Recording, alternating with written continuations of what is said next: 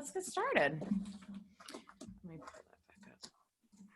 So our topic for today is all about songs of comfort. And really, in order to talk about kind of in terms of Jewish music, to talk about songs of comfort, you really need to talk about text. Because like any tradition, music is an interpretation of the text it's portraying. If we're talking about music with words, right? It serves to highlight the text you're trying to express. And so, yeah, so they have to kind of take a look at some of the important texts in our tradition that deal with the themes of comfort. I'm gonna move you guys over here so I can do that. All right, well, that's good enough. So there are a few different things that we think of when it comes to music of comfort or times of comfort. In particular, there's one that takes place directly following the holiday of Tisha B'Av. So Tisha B'Av usually occurs sometime in the summer on the 9th of Av, commemorating the destruction of the temple, right? This nadir, this like lowest point of Jewish history, and it's sort of become a catch-all commemoration of all of the sorrows that have befallen the Jewish people. And it's a very, very solemn day. People fast in Jerusalem. People go to the wall and, they wail their hearts out. And then the following week, the Shabbat following that is called Shabbat Nachamu. Nachamu meaning comfort. And for the next few Shabbats, all of the Haftarah, the kind of the prophetic text that we read on each Shabbat that corresponds with the Torah portion usually, these are very specifically from a certain part of the book of Isaiah. In particular, it's something that we used to call, or maybe people still do, they used to describe the book of Isaiah as having first Isaiah and second Isaiah. So almost as if, and it may very well be the case, that there were two authors of this text. And because second Isaiah, which is really from Isaiah 40 through 66, so the whole second third, basically, or third, can't have a second, well, you can have a second third, but math. The third section of Isaiah, very distinct from the rest of the texts, and very much centered around the themes of comfort. Now, Isaiah, this part of Isaiah comes from a time where the Jewish people were in exile in Babylon. And it makes a lot of sense that this would be a text that really resonated with people at the time. We're going to read just a little bit of the very beginning of what we would call second Isaiah. And this is sort of describing not just the exile that the Jewish people have been subject to, but that it is time that exile to come to an end. Does someone want to read for us this text? You can read in Hebrew or in English. You can unmute yourself and go right ahead. Well, Cantor, before you read the text, yep. It's Brad. Hi, Brad. Is Tisha B'Av the one that we sit on the ground and do the candles? Yes, it is. Yes, Okay. It is. Yes. So if you've been to our Tisha B'Av commemoration at Temple Emanu-El, what we often do is we conduct a service where we give people the option to sit on the floor and really, go through the act of mourning. We read the Book of Lamentations, which describes the exile of the Jewish people in very more, it's sort of a book of mourning. And yeah, you're absolutely right. So that usually takes place sometime in the summer, and then there are about if I count correct, I think usually about six more Shabbatot after that before we get to the High Holy Days, 6 or 8 or something like that. So, and 7 actually, no, it's 7, sorry, 7 Shabbatot. And so from there, we have all of these texts from the book of Isaiah. Every Shabbat, we read a little bit from this section of Isaiah. Anyone else have any questions so far?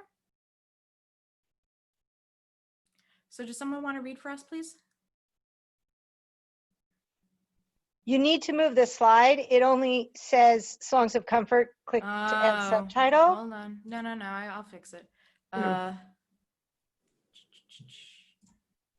try this. How's that? Much better. You can see the text?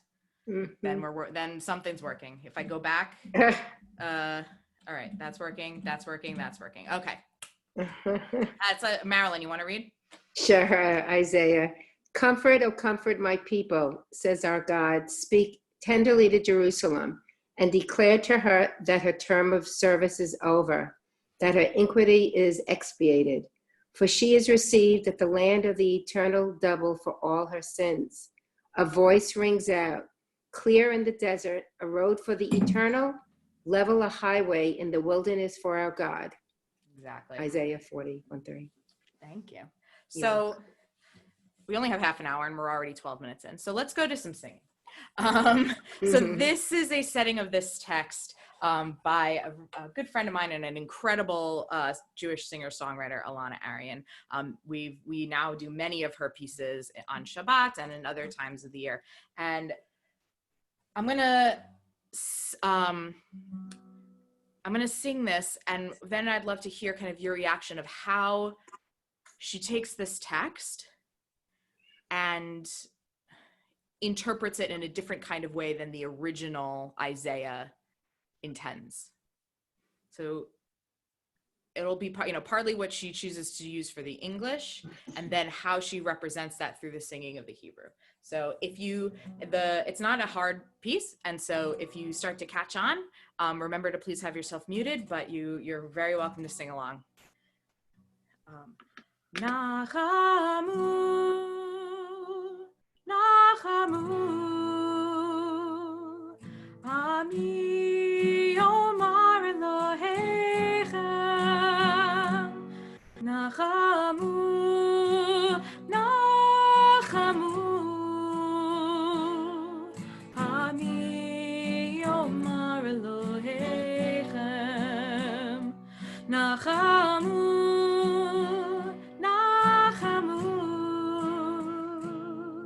Ami Omar Elohechem, Nachamu, Nachamu,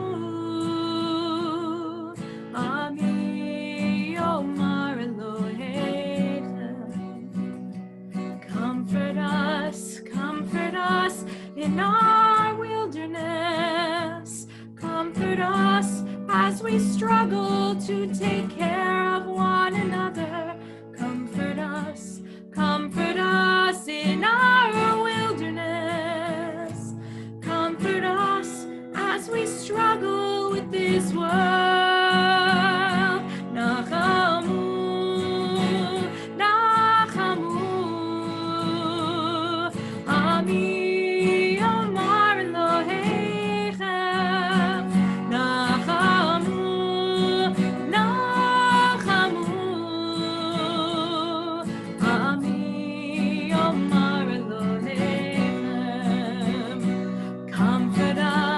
Comfort us in our wilderness. Comfort us as we struggle to take care of one another.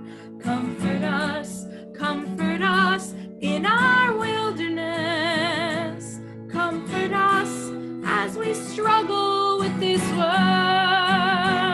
Nachamu, Nachamu,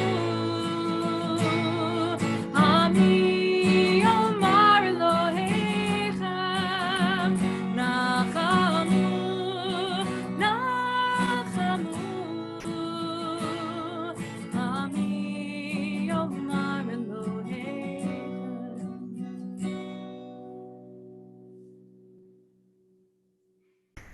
Reactions, ideas? Can you show the previous slide again? You got it. Thank you. Yeah. I wish I couldn't fit it all in one. So if we're looking at Isaiah, right? Nachamu, Nachamu, Ami, comfort my people, and clearing in the desert a road for the eternal, level a highway. What kind of redemption, what kind of comfort is Isaiah referring to?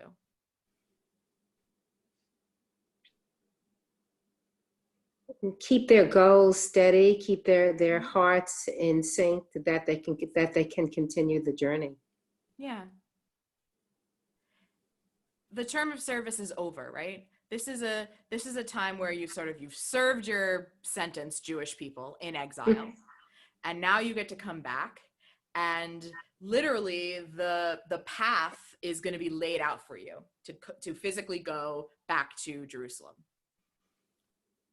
And what I love about what Elana did is she changes this idea into a more personal understanding of wilderness, which I think is very, she wrote this, I want to say last summer. So well before all of this COVID-19 shenanigans went down.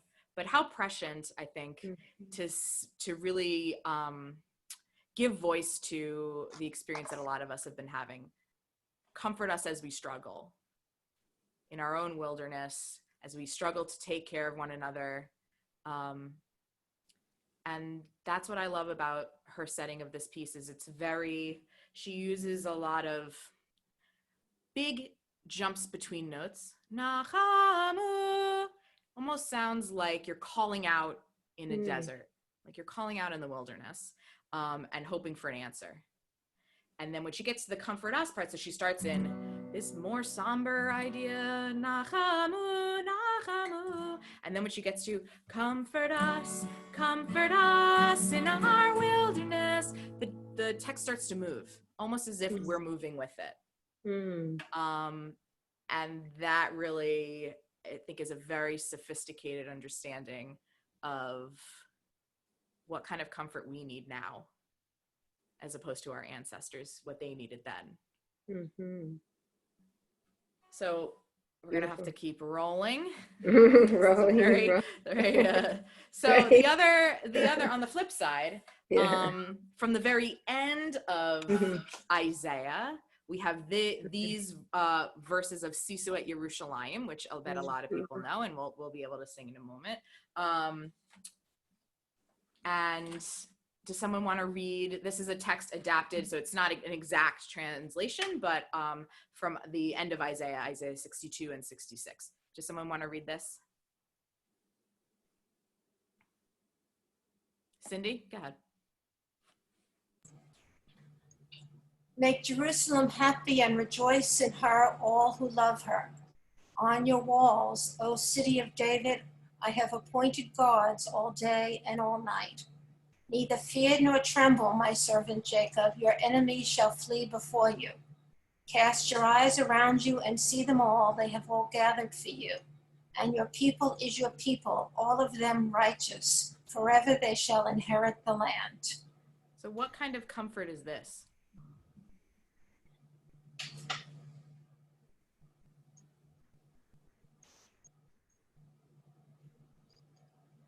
It's not specific. It doesn't really specifically say the word, right? It doesn't say we ask for comfort or we are comforted. Protection. Yeah. God's got your back. To know that somebody is going to support you, let alone God, that's a comfort, at least for me. And I wonder if anyone else has had that experience of just knowing that someone's there to back you up can really change the whole nature of a situation. And obviously this Sisu at Yerushalayim is sort of as a modern Israeli piece of music, and it makes a lot of sense. A lot of the germ of Israeli folk and popular music has to do with this biblical patriotism, in a sense of we're here, we have this land, just like in biblical times where God was on our side and God was with us, and thus we were joyful. Sort of the same is happening here. So comfort doesn't necessarily have to be a soft and gentle comfort, right? Comfort can also mean a joyous, victorious kind of comfort. So if you guys want to sing a little of this piece of music, which I bet a lot of people know, again, please just, you're going to have to mute yourself, unfortunately, but you just have to mute we just can't hear you. The rest of your neighbors can totally hear you if you want them to. So I encourage you to sing loud, and maybe you'll hear someone who's on the stream down on another block singing loud, Sisu at Yerushalayim. You don't know, anything can happen, right? So let's sing. Sisu at Yerushalayim,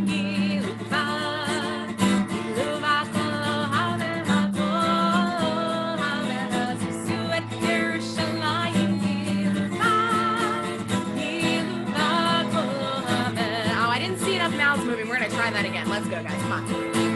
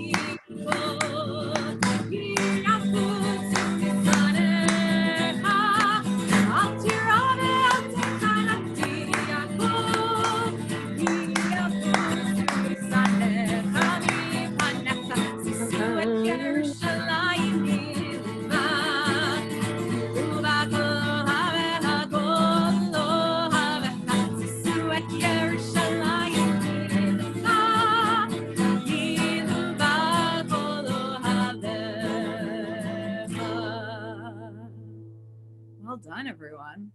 Couldn't hear anybody in Cranford, but that's okay. So let's move ahead to Psalms. A lot of Jews, both ancient and modern, have turned to Psalms for words of comfort in times when they're struggling. There's a wide range of texts and a wide range of emotions within the 150 Psalms, but there are definitely a select few that really represent the kinds of texts we turn to when we feel vulnerable. And there's no more time where we feel maybe any more vulnerable than when we lose a loved one. And Psalm 23 has come to be a part of the collection of memorial prayers that we offer when a person passes away at their funeral or at the graveside. And I want us to read it and maybe pick out some of the images of comfort that this psalm showcases. Does someone want to read it for us?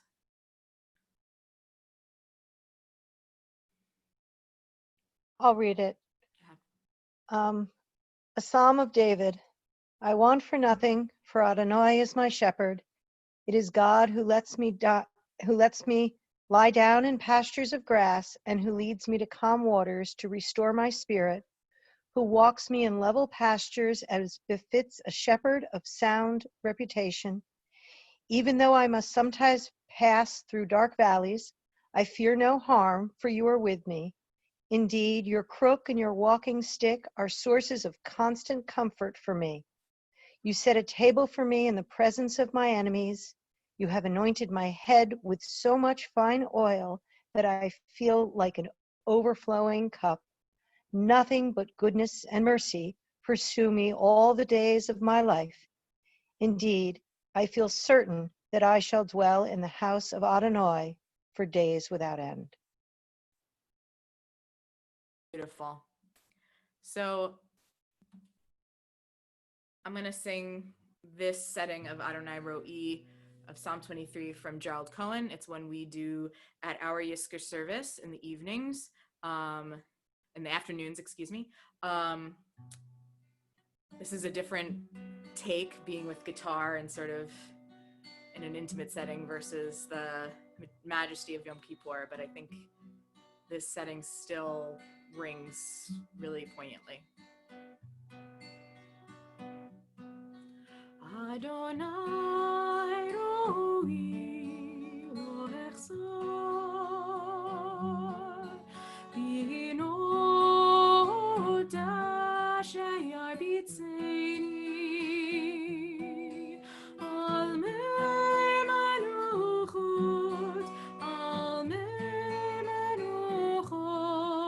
yanach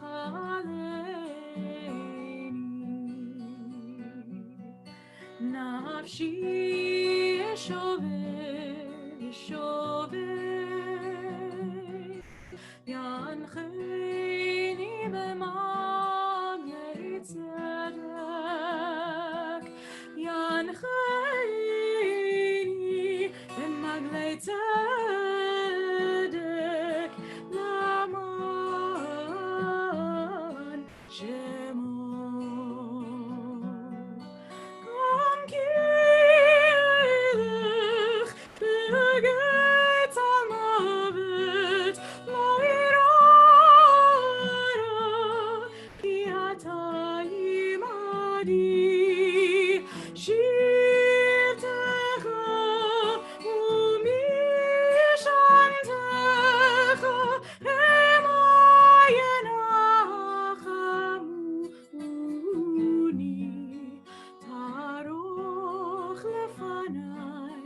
לפניי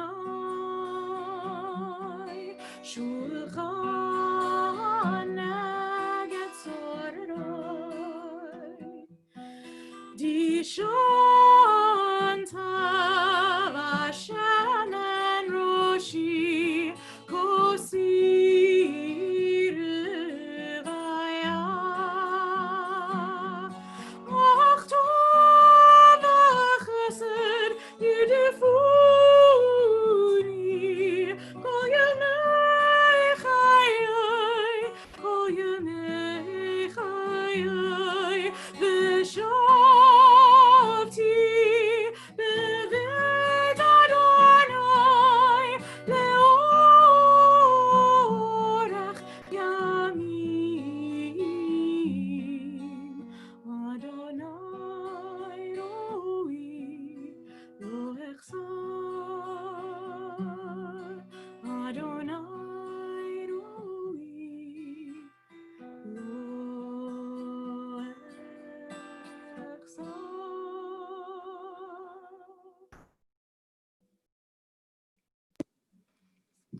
Oh man, it's 9:29, guys.